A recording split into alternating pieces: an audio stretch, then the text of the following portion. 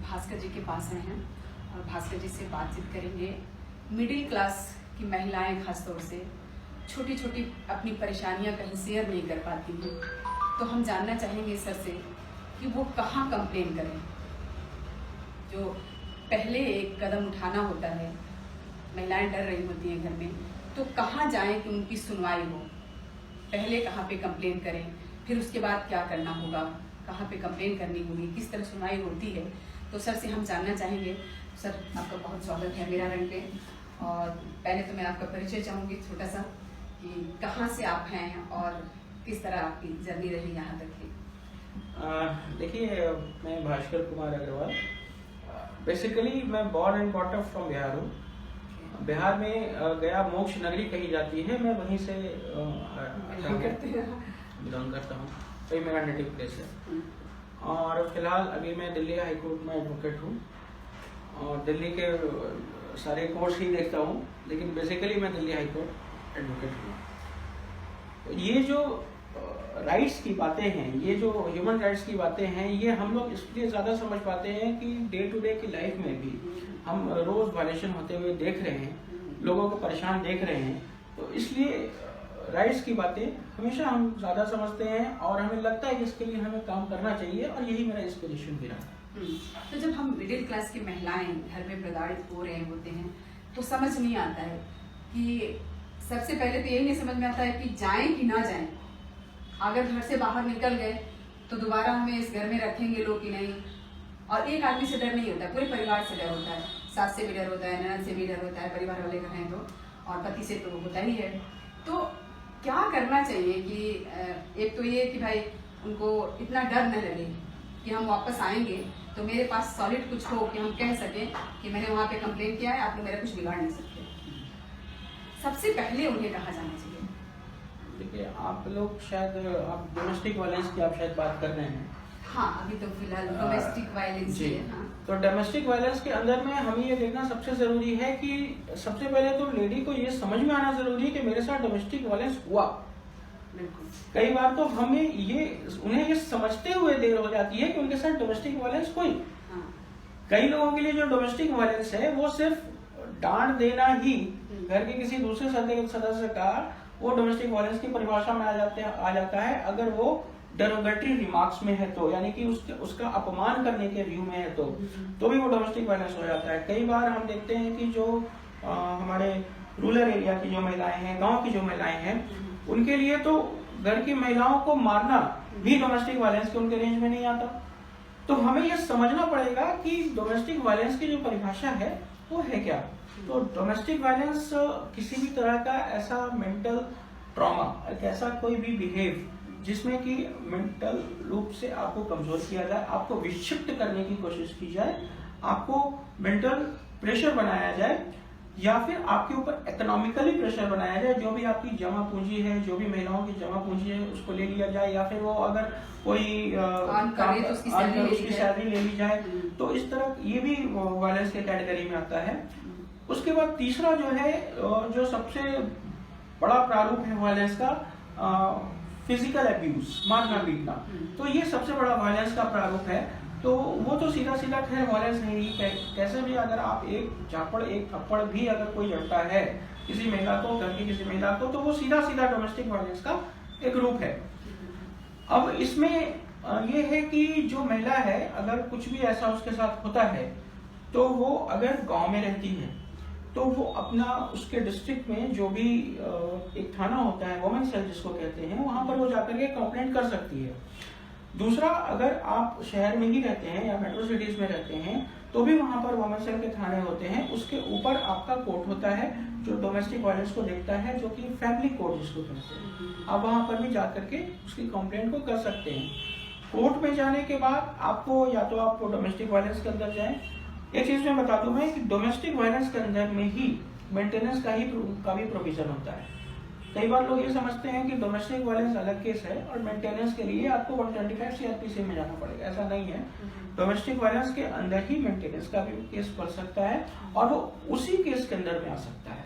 Maintenance के लिए आपको अलग से केस लगाने की जरूरत नहीं होती है। अच्छा, मैं आपकी बात करते ये सवाल पूछ लूं कि क्या जिस तरह के महिला जैसे गांव की है वहाँ पे थाना में जाना होता है तो सुनवाई होती है सीरियसली? देखिए सुनवाई होती है, ऐसी बात नहीं है कि सुनवाई नहीं होती है, लेकिन हाँ इतना तो जरूर है कि हर केस को उतना सीरियस लिया जा सकता हो थाने के द्वारा जैसा कि वो महिला जितनी प्रताड़ित है उस हिसाब से अगर वो केस को ले रहे हो तो ऐसा मुझे तो नहीं लगता कि इतने सीरियसली कोई भी थाना ऐसे केसेस को ले रहा है। लिया जाता तो इतने बड़े पैमाने पे आज के समय में भी मतलब महिलाएं पीड़ित नहीं होती। बिल्कुल ये बात आपकी बिल्कुल सही है। हाँ। लेकिन एक चीज ये भी है, एक थोड़ा सा ये रहता है कि उसको जानबूझ के भी कभी ये लोग डेलिबरेटली डिले करते हैं। हाँ, और दोनों पक्षों को रिकंसाइल कराने की कोशिश करते हैं कि वो समझौता की तरफ बातें चली जाए और लोग अच्छे से रहने लगे। तो ये भी एक वजह है जिससे कि हमें कभी कभी लगता है कि डिले हो रहा है, मगर एक्चुअली वो रिकंसिलिएशन की प्रोसेस होती है। शहर की अगर महिलाएं हैं तो इसके लिए जो वुमेन डिस्ट्रेस हेल्पलाइन है वो भी अवेलेबल है। उसके बाद अगर आपके पास पैसे नहीं है वकील करने के, प्राइवेट वकील करने के लिए, तो आप district legal services authority DLSA में जाकर के आप वकील की डिमांड कर सकती हैं, उससे वकील दे सकती हैं। DLSA वालों की जिम्मेदारी है कि बीइंग महिला आपको पैसे नहीं है आपके पास तो आपको फ्री में लीगल सर्विसेज मुहैया कराई जाए, वकील मुहैया कराए जाए। और ये सर्विसेज आपको सुप्रीम कोर्ट तक मिलती है, ये सिर्फ डिस्ट्रिक्ट कोर्ट की बात नहीं है। ये सर्विसेज आपको फ्री जो लीगल सर्विस अथॉरिटी है वो सुप्रीम कोर्ट तक मिलती है। अच्छा, तो ये सारी चीजें अवेल कराई जा सकती हैं। अगर इसको करने के क्रम में अगर कोई दिक्कत आ रही हो, कुछ हो रहा हो, तो किसी अच्छे एनजीओ की मदद से इसके कारणों को समझा जा सकता है। हालांकि ये अपने आप में काफी है कि आप DLSA में चले जाएं तो वहाँ पर ऑफिसर्स होते हैं जो आपको बड़े आराम से अच्छे से इन चीजों को बताते हैं। हाँ, लेकिन सबसे मतलब दिक्कत तो वहाँ पे आती है प्राइमरी जो जहाँ पे हम कंप्लेन करने जाते हैं वहाँ पे। अब आपको एक छोटी सी घटना बताएं, गोरखपुर में पिछले साल हुई थी गर्मी में, तो वहाँ पे पता चला कि वहाँ के CM ने कहा है कि किसी महिला का FIR ना लिखा जाए, ठीक है। और अगर आती हैं महिलाएं तो उन लोगों को जो है आपस में बातचीत करा के ऐसे सलटा दिया जाए मामला, ठीक है। ये मतलब वहाँ के लोकल लोगों की कही हुई बातें हैं। और एक मेरी दोस्त ने, मतलब बहुत क्लोज दोस्त है, उसने बताया भी कि तुम चाहोगे तो मैं वहाँ से कागज पत्र इकट्ठा करके दे सकती हूँ कि कंप्लेन करने महिलाएं जाती तो हैं लेकिन वो बात आगे नहीं बढ़ती है, तो उसके लिए क्या करें वो? देखिए ऐसा है ना कि इसमें दो चीजें हैं। एक तो ये है कि एक जजमेंट है ललिता कुमारी वर्सेस यूनियन ऑफ इंडिया। इस जजमेंट में साफ कहा गया है कि कोई भी ऐसा ऑफेंस जो कि कॉग्निजेबल हो, संज्ञेय अपराध की श्रेणी में आता हो, ऐसे ऑफेंस के अंदर में तुरंत FIR करनी पुलिस वालों को जरूरी होगी। वो रोक नहीं सकते FIR को। अब बात रह गई कि मैट्रिमोनियल केसेस के, जो कि महिलाओं के घरेलू हिंसा के बारे में है, तो ऐसे केसेस में ये है कि DLSA की जिम्मेदारी है। अभी पहले मजिस्ट्रेट की जिम्मेदारी हुआ करती थी कि वो इस केसेस को करे, देखें, जज करें, उसके बाद ही वो उस पर FIR करें। लेकिन अभी ये शिफ्ट करके जिम्मेदारी DLSA के ऊपर डाल दी गई है, वही डिस्ट्रिक्ट लीगल सर्विसेज अथॉरिटी जिसकी मैं बात कर रहा हूँ, कि वो इन केसेस को देखेगी और अगर उन्हें ऐसा लगेगा कि वास्तव में महिला के साथ अत्याचार हो रहा है तभी वो FIR में कन्वर्ट होगा केस। तो ये उस CM साहब का नहीं कहना है। ये अगर उन्होंने कहा होगा तो हो सकता है किसी संदर्भ में कहा होगा। हाँ, उनका तो कहना ये है कि गोरखपुर को जो है अपराध रहित बताया है कि यहाँ पे अपराध नहीं होते हैं। देखिए कंप्लेंट और FIR में पहले तो फर्क होता है। जो कंप्लेंट होती है वो कोई भी दे सकता है, स्पीड पोस्ट के थ्रू आप भेज सकते हैं। अच्छा। लेकिन FIR तब किया जाता है, FIR का फुल फॉर्म होता है फर्स्ट इंफॉर्मेशन रिपोर्ट। तो FIR तब किया जाता है जबकि उसमें ये देखा जाए कि ये धाराएं कॉग्निजेबल है। कॉग्निजेबल का मतलब क्या है कि एक ऐसा अपराध जो कि संज्ञेय अपराध की श्रेणी में आता हो जिसमें पुलिस खुद ब खुद FIR करने की स्थिति में रहे। अब आप देखिए, जैसे कि मान लिया कि किसी महिला ने ये कहा कि हर केस में, देखिए ये तो समझना होगा ना कि दो पक्ष होते हैं। अगर किसी महिला ने ये कहा कि मेरे पति ने मुझे मारा, अब उसके पति ने उसको मारा कि नहीं मारा, केवल उसके कहने भर से अगर FIR होने लगे तो जरा सा आप एक बार सोचिए कि कितने उल्टे मामले भी पड़ेंगे। हाँ, बिल्कुल। अगर घर में छोटी सी लड़ाई हुई, कोई बात हुई, महिला ने पुलिस में जाकर के ये प्रोसेस इतना आसान हो जाए, पुलिस में जाकर के बोले कि जी मुझे मेरे पति ने मारा, और पुलिस वाले ने और देखा ना था उसको अंदर कर दिया FIR करके। तो क्या ये जो पुरुष है, जो उसका पति है, वो उसके अधिकारों का हनन नहीं है, उसकी लिबर्टी जो है वो नहीं छीनी जा रही है। तो पुलिस के लिए भी, व्यवस्था के लिए भी जरूरी है कि वो दोनों तरह की बातें सुने। आखिर हमारे कानून में राइट टू बी हर्ड, सुने जाने का अधिकार तो है ना, तो सुने जाने के अधिकार के तहत वो दोनों की बातें को सुने, रिकॉर्ड करे। उसके बाद पुलिस अपने इन्वेस्टिगेशन, जो IO होगा, जो इन्वेस्टिगेशन ऑफिसर होगा, वो अपने इन्वेस्टिगेशन को डायरी में रिकॉर्ड करेगा, और रिकॉर्ड करने के बाद वो अगर उसको लगेगा कि इसमें FIR होनी जरूरी है तो वो जरूर करेगी। लेकिन अगर मैकेनिकल वे में, अगर ये हम कहते हैं कि मैकेनिकल वे में कोई महिला जाए थाने में और कुछ भी बोले तो उसकी FIR हो जाए, तो मेरे ख्याल से ये एक ऐसी सिचुएशन पैदा कर देगा इस देश में, जो कि अराजकता की स्थिति में बदल जाएगा बिना जांच पड़ताल के अगर किया जाएगा तो।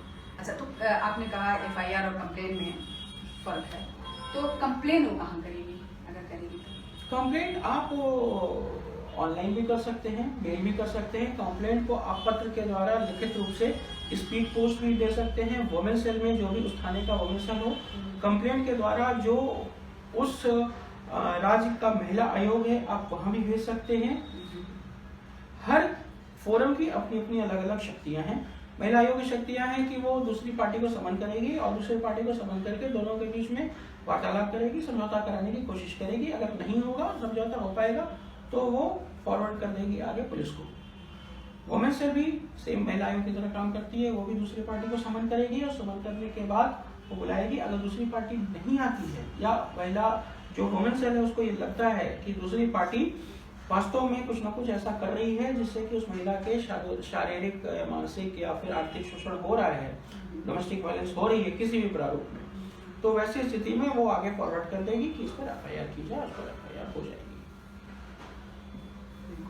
अच्छा, एक और सवाल है कि मतलब मेरे पास कुछ केस इस तरह के आए हैं, इसलिए वो सवाल जेन्युइन है कि एक लड़की की शादी हुए अभी 6-7 महीने हुए हैं और उसको तलाक चाहिए। तो अभी तो एक साल शादी भी नहीं हुई, शायद वो कंप्लेन कर ही नहीं सकती ना। जी बिल्कुल, तो 1 साल के तो उन्हें इसका क्या प्रावधान क्या है, क्यों 1 साल के अंदर क्यों नहीं? देखिए, शादी एक ऐसा बंधन है जिसमें कि सिर्फ 2 लोग ही नहीं, 2 परिवार मिलते हैं। तो वैसी स्थिति में ये कह देना कि भाई 6 महीने के अंदर में हम लोगों ने एक दूसरे को समझ लिया और अब हम तलाक की पोजीशन में आ गए हैं, ये काफी नहीं है। ये थोड़ा सा, इसमें काफी बहुत सारी संस्थाओं ने इसमें स्टडी की है, और अगर आप थोड़ा गूगल को खंगालेंगे तो आप पाएंगे कि काफी सारी संस्थाओं का ये भी कहना है कि तलाक लेने के बाद उस कपल ने दोबारा शादी की। ये भी हुआ है। तो इससे ये साबित जरूर होता है कि कहीं ना कहीं जो तलाक लेने का फैसला है वो जल्दीबाजी में किया गया था, और ये काफी सारी जगहों पर होता है। इवन कोर्ट के अंदर जाने के बाद भी कोर्ट भी उसको एक बार रिकंसिलिएशन का, मीडिएशन में जाकर के बैठने का आग्रह करता है, कहता है कि आप लोग एक बार मीडिएशन में जाकर के बैठिए। और अगर म्यूचुअल तलाक हो रहा है तो उसके 2 मोशन होते हैं। पहले मोशन में तलाक की अर्जी फाइल की जाएगी म्यूचुअल में, उसके बाद 6 महीने का गैप मिलेगा। उस 6 महीने के गैप के बाद वो तलाक की दूसरी अर्जी फाइल की जाएगी। वो 6 महीने का गैप ही इसलिए किया जाता है कि वो शायद आपस में सुलह हो जाए, कोई बातें बन जाए। तो ये इन रिश्तों को ऐसे न लिया जाए, इसको बहुत ज्यादा, हालांकि ये क्रिमिनल एक्ट से जरूर गवर्न होते हैं, लेकिन इन रिश्तों को क्रिमिनल एक्ट की तरह बिल्कुल से न देखा जाए जब तक कि कुछ ऐसा ही न हो गया हो जो कि बहुत ही लाइफ के लिए घातक हो, जैसे कि मारना पीटना, किसी महिला को इतना मारा गया हो कि उसका खून और उसको खाना न देना। अगर कुछ ऐसी स्थिति है तब तो डेफिनेटली FIR की स्थिति है। लेकिन अगर कुछ मन मुटाव है तो उसको सुलझा करके भी, उसको रिकंसाइल करा करके भी अगर कुछ घर बचते हैं तो हमारे लिए सौभाग्य की बात है। बहुत सुंदर। और मैं चाहूंगी आप अपने संस्था के बारे में भी इनमें से बताएं लड़कियों को कि क्या क्या, मतलब किस तरह आप जितने सारे राइट्स लिखे हैं वुमेन चाइल्ड, तो किस तरह आप हेल्प करते हैं और क्या काम करती है आपकी संस्था?